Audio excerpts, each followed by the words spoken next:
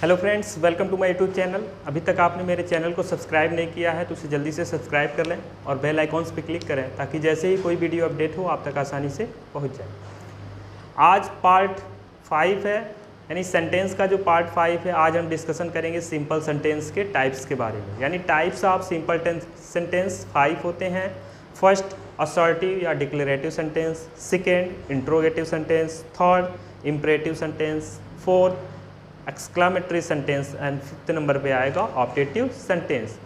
बात अगर पहले नंबर पे आ रहा है असर्टिव या डिक्लेरेटिव सेंटेंस, तो असर्टिव या डिक्लेरेटिव सेंटेंस कहेंगे किसे? इसका डेफिनेशन है a sentence that makes a statement. A sentence that makes a statements, जहाँ पर कथन की बात हो रही हो, स्टेटमेंट्स की बात हो रही हो, वहाँ पे असर्टिव या डिक्लेरेटिव सेंटेंस होगा। अगर एग्जाम्पल्स की बात करें तो he teach English, she wrote a letter, he is a man, you write a letter, Suman has a pen. अब बात नेक्स्ट यानी सेकेंड नंबर पे आएगा इंट्रोगेटिव सेंटेंस। इंट्रोगेटिव सेंटेंस की बात करें तो प्रश्नवाचक वाक्य।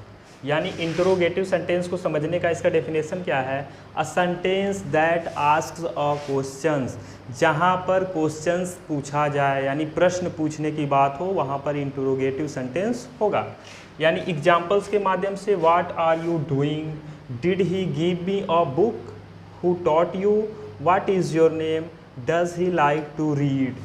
ठीक, इसको इजी वे से समझने का बेसिक रूल ये है कि अगर आपको इंट्रोगेटिव सेंटेंस पहचानना है तो आप क्या करो, बस एक चीज़, साइन ऑफ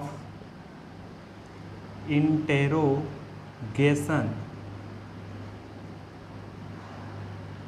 ये साइन ऑफ इंटरोगेशन, अगर ये चीज़ आप पहचान ली, ये जिस सेंटेंस में मिल जाएगा वहाँ पे इंटेरोगेटिव सेंटेंस होगा। अब थर्ड नंबर पे बात करें तो आएगा इम्परेटिव सेंटेंस। डेफिनेशन की बात करें तो डेफिनेशन होगा a sentence that expresses command, यानी जहाँ पर कमांड को एक्सप्रेस किया जा रहा हो वहाँ पर जो सेंटेंस बनेगा वो होगा इम्परेटिव सेंटेंस। ठीक, यहाँ पर ज़रूरी नहीं कमांड यानी आर्डर के साथ साथ आपको रिक्वेस्ट भी होगा, सजेस्ट भी मिलेगा। यानी सजेस्ट, रिक्वेस्ट, कमांड, आर्डर, ऐसे कुछ भी अगर मिलते हैं तो इम्परेटिव सेंटेंस होंगे। एग्जाम्पल के माध्यम से bring a book, please help me, come here, open your bag, shut the door. अब नेक्स्ट सेंटेंस की तरफ चलेंगे। फोर्थ नंबर पे आएगा एक्सक्लामेटरी सेंटेंस। अगर एक्सक्लामेटरी सेंटेंस के डेफिनेशन के बारे में बात करें तो a sentence that expresses strong feelings, यानी मन में जो भाव प्रकट हो रहा है, खुशी का भाव, दुख का भाव, जिस प्रकार का भाव यानी फीलिंग्स जो प्रकट हो रहा है, जो हमारे अंदर जो फीलिंग्स है वो किस सेंटेंस के अंदर आता है? Exclamatory sentence. एक्सक्लामेटरी सेंटेंस को पहचानने का सबसे इजी ट्रिक ये है कि आप साइन ऑफ एक्सक्लामेशन,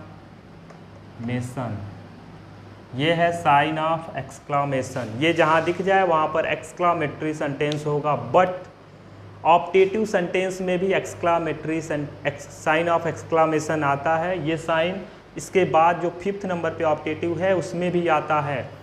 तो आप सेंटेंस को पढ़ के उसका हिंदी अर्थ निकालिएगा, अगर वहाँ पर फीलिंग से रिलेटेड होगा तो वो एक्सक्लामेटरी सेंटेंस में आएगा। इसके एग्जाम्पल्स को देख लें तो what a shame, alas he is ruined, hurrah India won the match, oh we lose the match, how beautiful the morning is. Fifth number पे अब हम देखेंगे, लास्ट है ऑप्टेटिव सेंटेंस। अगर ऑप्टेटिव सेंटेंस के डेफिनेशन के बारे में बात करें तो the type of sentences which contains a wish, आपको फोकस करना है विश, जहाँ पर विश हो, विश से रिलेटेड। विश मतलब किसी की इच्छा कर रहे हो, किसी के ठीक होने के बारे में इच्छा है या किसी को अभिशाप देने के बारे में इच्छा है, यानी जहाँ पर विश से रिलेटेड कोई भी सेंटेंस या कॉन्टेंस मिल जाए वहाँ पर हम कहेंगे कि ये ऑप्टेटिव सेंटेंस के अंतर्गत आएगा। ऑप्टेटिव सेंटेंस से रिलेटेड कुछ एग्जांपल्स जैसे may you go to hell, may God help you, God bless you, good day, happy new year। ये हो गए सिंपल सेंटेंस के types, assertive sentence, interrogative sentence, imperative sentence, exclamatory sentence और optative sentence. ये पांचों के पांचों सेंटेंस अफर्मेटिव में भी हो सकते हैं और निगेटिव में भी आ सकते हैं। ध्यान दीजिएगा इस बात को, ये सेंटेंस पांचों जो हैं ये अफर्मेटिव में भी होंगे और निगेटिव में भी होंगे।